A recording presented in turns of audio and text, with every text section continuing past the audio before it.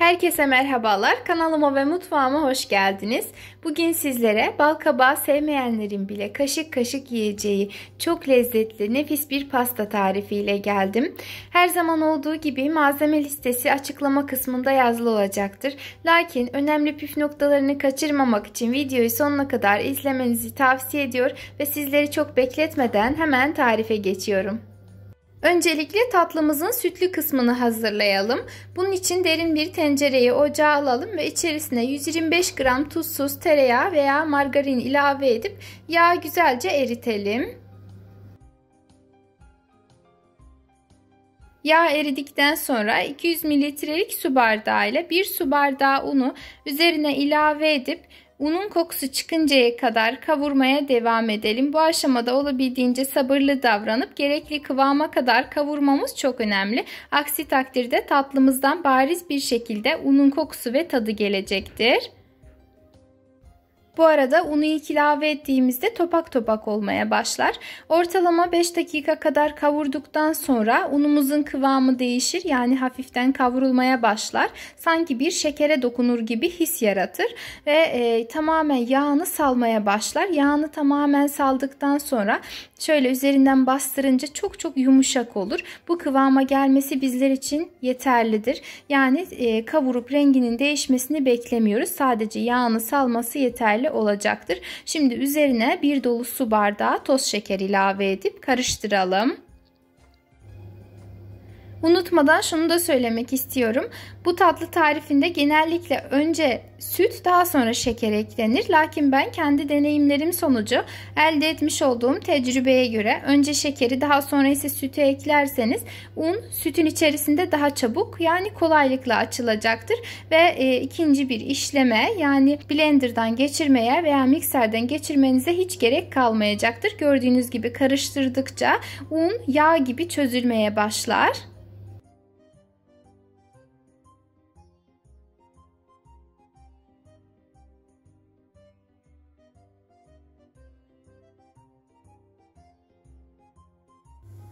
Ve 1 litre sütün tamamını ilave ettikten sonra spatulayı çıkartıp bir çırpıcı yardımı ile sürekli çırparak muhallebimizi kıvam alana kadar pişirmeye devam edelim.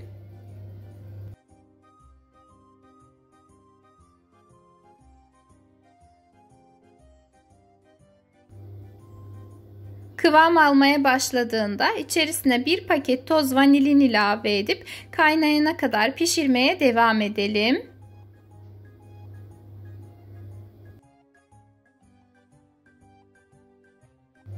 Üzeri göz göz olup kaynamaya başladığında hemen ocaktan almayıp yine sürekli karıştırarak 2-3 dakika kadar daha pişirmeye devam edelim. Daha sonra ise ocağı kapatalım ve geçelim diğer aşamaya. Tatlımızı içerisine almak için uygun bir borcam veya fırın kabı alıp içerisine birazcık su ile güzelce çalkalayalım.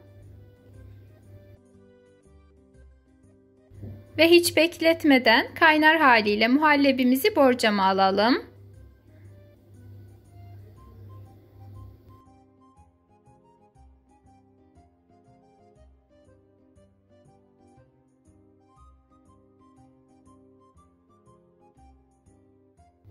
Spatula ile üzerini güzelce düzleştirdikten sonra tamamen soğuması için muhallebimizi bir kenara alalım ve geçelim üzerinin kabaklı sosunu hazırlamaya. Bunun için uygun bir tencereyi ocağa alalım ve içerisine 1 kilogram doğrayıp temizlemiş olduğumuz bal kabağını ilave edelim.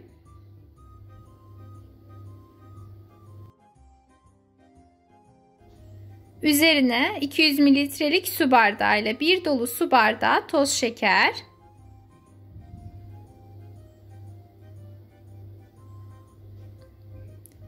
1 su bardağı su,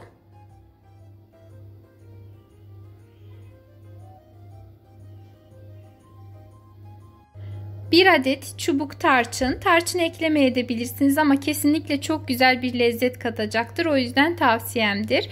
2 yemek kaşığı kadar da limon suyu ilave edelim. Ve malzemelerin tamamını bir araya getirdik. Şimdi ocağı orta ateşte açalım. Tencerenin kapağını kapatıp bu şekilde kabaklar tamamen ezilene kadar pişirmeye devam edelim. Yeterince pişirdikten sonra, yani şöyle üzerinden bastırdığımızda kabaklar tamamen ezilir kıvama geldiğinde mümkünse tamamını blenderdan geçirelim. Eğer blenderınız yoksa bu şekilde ezerek de pürüzsüz bir kıvam almasını sağlayabilirsiniz.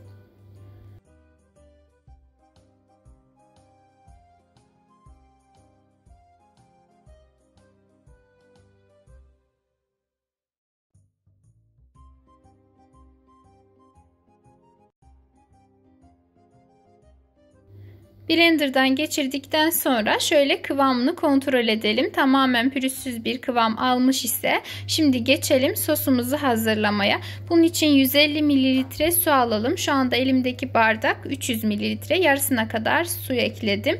Ve suyun içerisine ise bir dolu yemek kaşığı kadar mısır nişastası ilave edip pürüzsüz bir kıvam alana kadar karıştırıyorum. Eğer normal 200 mililitrelik su bardağı kullanacaksanız 4'te 3 su bardağı kadar su yeterlidir. Pürüzsüz bir kıvam haline gelen nişastalı suyumuzu kabak püresinin üzerine ilave edip ocağı orta ateşte açalım ve kaynayana kadar pişirmeye devam edelim.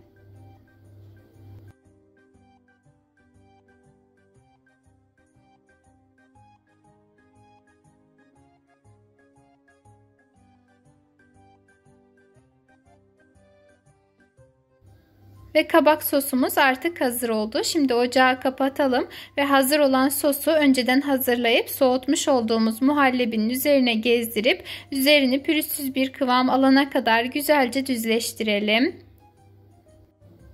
Eğer videomu buraya kadar izlediyseniz, beni her nerelerden takip ediyor iseniz bulunduğunuz ili, ilçeyi veya ülkeyi yorum kısmında yazarsanız çok sevinirim.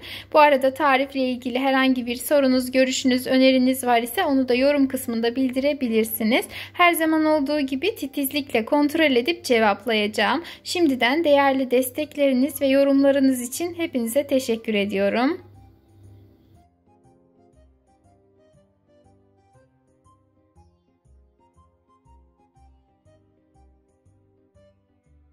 Son dokunuşlarımızı da yaptıktan sonra tatlımız oda sıcaklığına gelene kadar bu şekilde bekletelim. Daha sonra ise en az 5-6 saat kadar buzdolabında dinlendirelim. Yeterince dinlendirdikten sonra tatlımızı buzdolabından alıp dilediğimiz gibi süsleyebiliriz.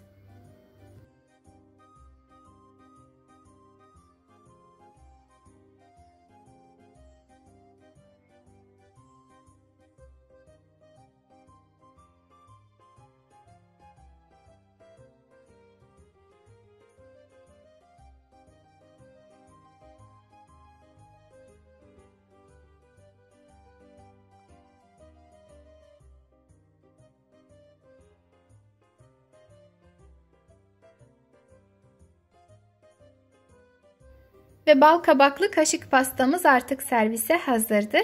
Bana sorarsanız dünyadaki tüm sebze ve meyveler lezzetlidir. Lakin onların sunum şekli, pişirme aşaması ve yapım tekniklerine göre lezzetleri, yani tatları değişebiliyor. O yüzden bir sebzeyi sevmiyorum deyip ondan asla vazgeçmemelisiniz. Mutlaka farklı şekillerde deneyerek tadına bakmalısınız. Her nimet bizler için yaratılmış ve mutlaka tüketmemizde yarar vardır. Neyse bu kadar. Umarım tarifimi de dener ve de beğenirsiniz. Mutlaka denemenizi tavsiye ediyorum. Özellikle bal kabağı sevmeyen birisi olarak bu tatlıya bayıldım. Eğer beğendiyseniz tarifimi beğeni bırakmayı, yorum yazmayı ve de bir sonraki video tariflerimden haberdar olmak için kanalıma abone olarak bildirim zilini tüm olacak şekilde etkinleştirmeyi unutmayın. Kendinize çok iyi bakın. Allah'a emanet olun.